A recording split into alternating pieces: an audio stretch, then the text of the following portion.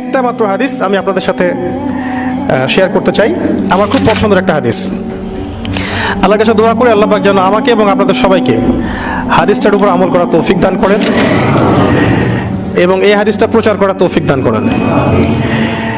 সহিহ মুসলিমের 9 নম্বর হাদিস আর মিশকাতুল মাসাবিহ যে বইটা আছে এই বইটার 2 নম্বর হাদিস। হাদিসটার নাম হচ্ছে হাদিসে জিবরিল। হাদিসে জিবরিল বা জিব্রাইল যেটা আপনারা বলেন।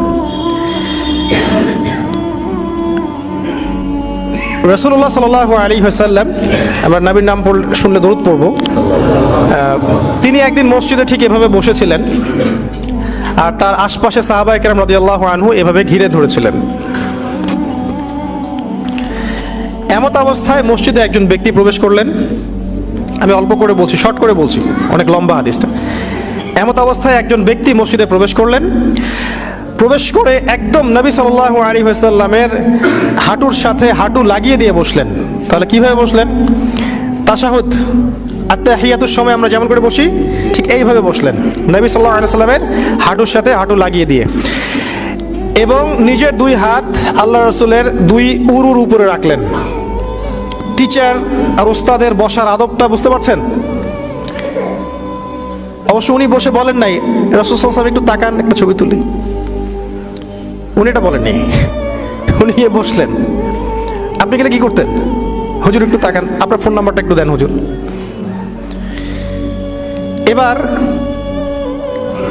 তাকে প্রশ্ন করছেন, ওই ব্যক্তি রাসূলুল্লাহ সাল্লাল্লাহু আলাইহি ওয়াসাল্লামকে প্রশ্ন করছেন, ইয়া মুহাম্মদ, বলছেন ইয়া মুহাম্মদ, হে মুহাম্মদ সাল্লাল্লাহু আলাইহি ওয়াসাল্লাম, আখবিরনি আনিল ইসলাম, আখবিরনি আনিল ইসলাম, আমাকে ইসলাম সম্পর্কে বলুন। জানতে এসেছেন, ইসলাম সম্পর্কে বলুন।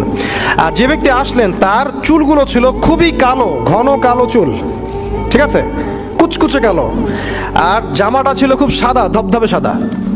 মানে সফর করে আসলে যে একটা চিহ্ন থাকে এরকম কোনো চিহ্নই তার মধ্যে নাই, মনে হলো আকাশ থেকে টুক করে পড়ছে এরকম।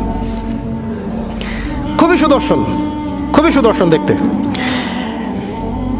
নবী সাল্লাল্লাহু আলাইহি ওয়াসাল্লাম বলছেন, উত্তর দিচ্ছেন যে আল ইসলাম, ইসলাম হচ্ছে, ইসলাম ধর্মটা হচ্ছে ইসলাম ধর্মটা হচ্ছে আন তাশহাদা আল্লা ইলাহা ইল্লাল্লাহ ওয়া আন্না মুহাম্মাদান আবদুহু ওয়া রাসূলুহু। ইসলামের প্রথম বিষয়টা হচ্ছে তুমি আল্লাহ ছাড়া কারো ইবাদত করবে না এবং এই সাক্ষ্য দিবে যে আল্লাহ ছাড়া কোনো ইলাহ নাই আর মুহাম্মদ সাল্লাল্লাহু আলাইহি ওয়াসাল্লাম আল্লাহর বান্দা এবং রাসূল। এই সাক্ষ্যটা আগে দিবে। মানে কি? মানে হচ্ছে তুমি আল্লাহর সাথে শিরক করতে পারবে না, আল্লাহর তাওহীদের উপর থাকতে হবে আর রাসূলুল্লাহ সাল্লাল্লাহু আলাইহি ওয়াসাল্লামের সুন্নাহর উপরে থাকতে হবে। এই হচ্ছে লা ইলাহা ইল্লাল্লাহ মুহাম্মাদুর রাসূলুল্লাহ সংক্ষিপ্ত কথা আর কি। আর কি আছে? ওয়ান তুকিমাস সালাহ, এবং তুমি সালাত কায়েম করবে, দৈনিক 5 ওয়াক্ত নামাজ আদায় করবে। 3 নাম্বার ওয়ান তুতিয়াজ যাকাত, এবং যাকাত তুমি প্রদান করবে।